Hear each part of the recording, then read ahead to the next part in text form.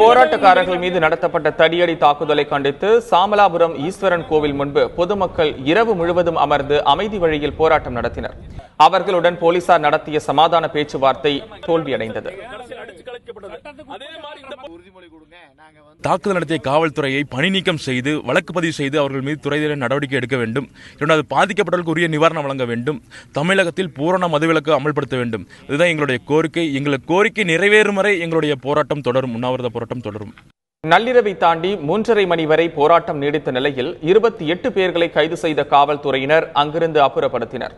பின்னர் செய்தியாளர்களுக்கு பேட்டியளித்த துணை ஆட்சியர் ஷாவன்குமார், பெண்ணை அடித்த டிஎஸ்பி பாண்டியராஜன் மீது நடவடிக்கை எடுப்பது குறித்து நீதிமன்றம் தான் முடிவு செய்யும் என்று குறிப்பிட்டார்.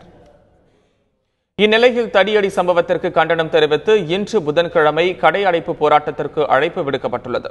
இதன்படி கருமத்தம்பட்டி, சோமனூர், சாமலாபுரம் மற்றும் காரணம்பேட்டை ஆகிய 4 இடங்களில் இன்று அனைத்து கடைகளும் மூடப்பட்டிருக்கும் என அறிவிக்கப்பட்டுள்ளது.